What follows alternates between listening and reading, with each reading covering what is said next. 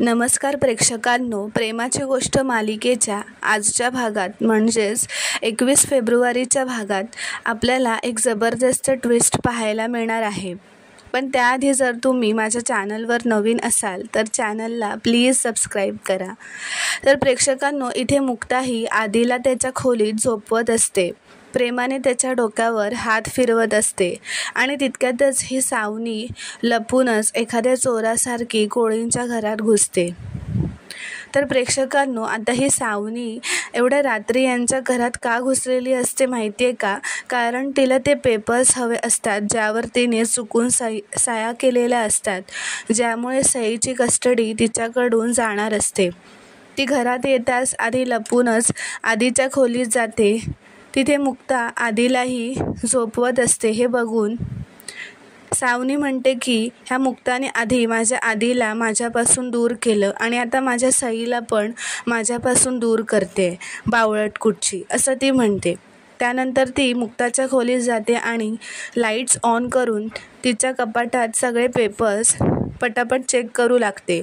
पण तितक्यातच तिला संशय येतो की कोणीतरी येतंय.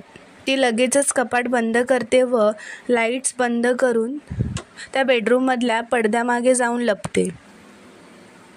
तेवढ्यातच इथे मुक्ता दार उघडते, कारण ती तिच्या खोलीत पांघरूण घेऊन जायला आलेली असते.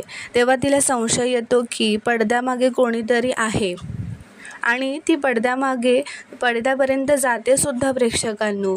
पण ती पडदा बाजूला करणारच असते. तोपर्यंत तिचं मन बदलतं आणि ती पडदा बाजूला करत नाही आणि तिचे ते पांघरून घेऊन ती पुन्हा निघून जाते व दार बंद करते. ती जाताच सावनी पुन्हा पडद्यामागून बाहेर येते, लाईट्स चालू करते व पुन्हा ते पेपर शोधायला लागते. ती खूप शोधते पण तिच्या हाती काहीच लागत नाही. म्हणून ती आता खूपच रागात चिडचिड करून पुन्हा यांच्या घरातून निघून जात असते. पण जाताना तिचं लक्ष देवघरात पडतो आणि तिथे कोळी फॅमिलीची जी पिढीजात असलेली नंदीची मूर्ती असते, जी सोन्याची असते, त्या मूर्तीवर तिचं लक्ष पडतो. सावनी ती मूर्ती उचलते तेव्हा तिला त्या जुन्या गोष्टी आठवतात की कसं जेव्हा ती या घराची सून होती तेव्हा इंदिरा कोळीने तिला या मूर्तीचं महत्त्व सांगितलं होतं की या मूर्तीचं महाशिवरात्रीला खूपच महत्त्व आहे. आपल्या घरात महाशिवरात्रीला या मूर्तीची पूजा घराच्या सुनेकडून केली जाते आणि या मूर्तीच्या पूजेशिवाय म्हणजेच नंदीच्या पूजेशिवाय महाशिवरात्रीची पूजा ही अपूर्ण आहे, असं तिने तिला सांगितलेलं असतं. त्या सगळ्या गोष्टी आता सावनी आठवू लागते. तिच्या मनात विचार येतात की मला ते पेपर्स नाही मिळाले, नो प्रॉब्लेम, पण मी जर ही नंदीची मूर्ती घेऊन गेले तर या कोळी कुटुंबाची उद्याची पूजा तर होणारच नाही, असं ती तिथेच उभं राहून विचार करू लागते. तितक्यातच आता मुक्ता ही आधीच्या खोलीतून बाहेर येत असते. ती किचनमध्ये जात असते, पाण्याची बॉटल भरण्यासाठी ती जात असते. तेव्हा सावनी परत एका भिंतीमागे तिला बघून लपते. मुक्ता बॉटलमध्ये पाणी भरते व निघून जाते. तेव्हा सावनीसुद्धा आता चालाखीने ती मूर्ती घेऊन दाराला पुन्हा लॉक करून निघून जाते. तर इथे दुसरीकडे सागर हा सावनीच्या हॉटेलमध्येच थांबलेला असतो, कारण सावनी त्या सईला घेऊन कुठेही पळून जाऊ नये म्हणून तो बिचारा रात्रभर त्या हॉटेलमध्येच बाहेर पहारा देत बसलेला असतो. पण तरीही सावनी मात्र चालाखीने तिथून बाहेर पडून कोळींच्या घरी गेलेलीच असते. तेव्हा आता मुक्तालाही सागर घरी नसल्यामुळे झोप लागलेली नसते. ती जागीच असते. ती सागरला फोन करते. तो म्हणतो, तुम्ही अजून झोपला नाहीत, उद्या महाशिवरात्री आहे, तुम्हा बायकांची खूपच धावपळ होईल, असं म्हणून तो म्हणतो की तुम्ही झोपा आता, व ते दोघंही फोन ठेवून देतात. तर इथे सावनी ही पुन्हा हॉटेलवर ती मूर्ती घेऊन आलेली असते. ती हॉटेलवर येताच बघते की सागर आता तिथेच उभा असतो तिच्या त्या हॉटेलच्या खोलीच्या बाहेर आणि तिच्या हातात ती सोन्याची नंदीची मूर्तीसुद्धा असते, जी तिने आपल्या साडीच्या पदरात लपवलेली असते. पण प्रेक्षकांनो, आता तिच्याकडे काहीच पर्याय नसतो, कारण सागर हा तिच्या हॉटेल रूमच्या दारातच उभा असतो. त्यामुळे ती त्याच्या समोरच येते.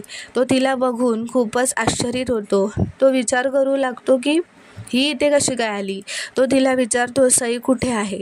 ती म्हणते, जिथे तिला असायला हवं तिथेच आहे. सई ही हॉटेल रूममध्ये झोपलेली असते. तो विचारतो, तू कुठे राहिलेलीस? कुठे गेलेलीस तू? ती म्हणते, तुला काय करायचं आहे? That's none of your business, असं ती रागातच म्हणते.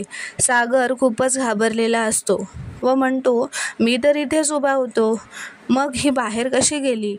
मला हे मुक्तांना सांगायलाच हवं, असं म्हणत तो मुक्ताला फोन करून सगळं काही सांगतो. तर इथे आता सावनी ही ती मूर्ती तिच्या रूममध्ये घेऊन येते, पण ती विचार करते, ही मूर्ती मी घेऊन तर आले चोरून, पण मला काही होणार तर नाही ना, असं ती म्हणत असते. मग ती म्हणते, नाही, जे काय होईल ते कोळी कुटुंबालाच होईल, मी पण ना उगाच विचार करते, असं म्हणत ती मूर्ती तिथे ठेवते. तर आता दुसरीकडे आदित्यने झोपेत एक खूपच वाईट स्वप्न बघितलेलं असतं.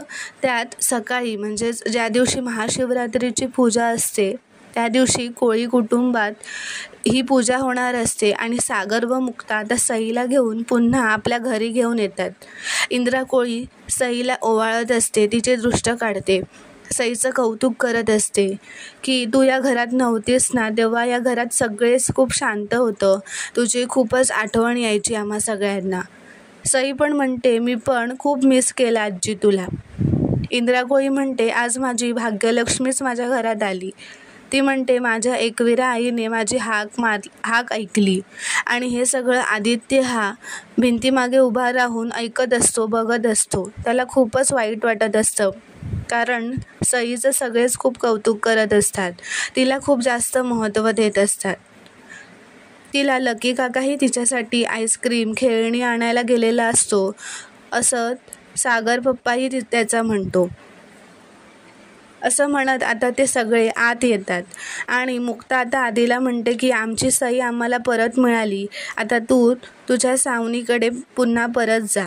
आणि सावनी तिथे येते. मुक्ता सावनीला म्हणते की आदित्यला तू घेऊन जा, कारण आता आम्हाला आमच्या सईची कस्टडी मिळाली आहे. पण आता सावनी आदित्यला म्हणते, आता का तुला काय यायचं आहे माझ्याकडे? तुला तर तुझ्या सागर पप्पांकडे राहायचं होतं ना, मग जा त्यांच्याचकडे राहा. आणि तुझ्या त्या सागर पप्पाने सुद्धा सईची कस्टडी मिळाल्यावर तुला माझ्या डोक्यावर मारायला बघतायत, पण आता मलाही कोणाचीच कस्टडी नको आहे, मी जाते, तू तुझं काही ते बघ. तेव्हा आधी हा सावनीला खूपच रिक्वेस्ट करत असतो, मम्मा असं म्हणत असतो की मला सोडून जाऊ नकोस, मला तू हवी आहेस. पण सावनी त्याला सोडून जाते आणि आदित्य जोरातच स्वप्नातून जागा होतो व खूपच घाबरलेला असतो, खूपच रडू लागतो, कारण त्याने हे सगळं स्वप्न बघितलेलं असतं, जे की खूप वाईट स्वप्न असतं. तो खूपच घाबरलेला असतो व तो झोपेतून उठूनच म्हणू लागतो की मी कोणालाच नको आहे, कोणीच माझ्यावर प्रेम करत नाही. तर प्रेक्षकांनो, इथे दुसरीकडे मिहीर हा त्याच्या बेडरूममध्ये पुस्तक वाचत बसलेला असतो. तेव्हा तिथे मिहिका येते व त्याच्या बाजूला येऊन बसते. ती त्याच्या जवळ बसण्याचा प्रयत्न करत असते, पण मिहीर तिच्यापासून थोडं लांबच बसतो. तो म्हणतो, मी पुस्तक वाचत होतो, पण तू आली आहेस आणि तुला आता झोपायचं असेल तर मी बाहेर जाऊन पुस्तक वाचतो, तू इथे झोप, नाहीतर लाईट्समुळे तुला झोप येणार नाही. तर मिहिका म्हणते की असू देत, मला सवय आहे लाईट्सवर झोपायची सुद्धा.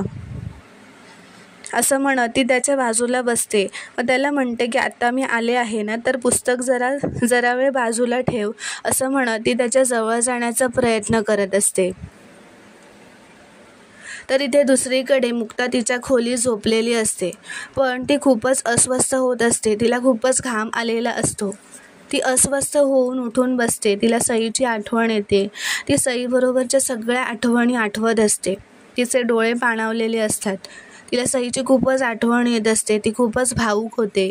ती मनात म्हणत असते, खूपच बेचैन का वाटतंय मला, ही कसल्या तरी अशुभ संकटाची घटना आहे, संकट येण्याची चाहूल आहे असं मला वाटतंय.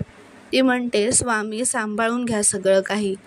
तर आता प्रेक्षकांनो, पुढील भागात आपण पाहणार आहोत की आता दुसऱ्या दिवशी म्हणजेच दुसऱ्या सकाळी जेव्हा महाशिवरात्रीची पूजा होणार असते, तेव्हा सकाळी इंदिरा कोळी ह्या देवघरात येतात व नंदी महाराजांची मूर्ती बघतात तर ती जाग्यावर नसते, म्हणून त्या खूपच घाबरतात. सर्वांना बोलवू लागतात घरातल्यांना. मुक्ताला विचारतात की मूर्ती गायब कशी काय झाली. मुक्ताही म्हणते काल तर इथेच होती, आता कुठे गेली. तेव्हा इंदिरा कोळी म्हणतात खूपच अस्वस्थ होऊन की नंदी महाराजांच्या मूर्तीशिवाय तर आपली ही पूजा अपूर्ण होणार. त्या म्हणतात की काल तर इथेच होती मूर्ती, अचानक कुठे गेली, काय झालं असेल, असं म्हणून त्या खूपच ओरडू लागतात, घाबरू लागतात. त्यावर आता मुक्तासुद्धा खूपच आश्चर्यित झालेली असते. तिच्या मनातही खूप वेगवेगळे विचार येऊ लागतात की अचानक मूर्ती कशी काय गायब झाली, आणि तीही खूप विचार करू लागते. तर पुढील भाग बघणं खूपच महत्त्वाचं ठरणार आहे. धन्यवाद.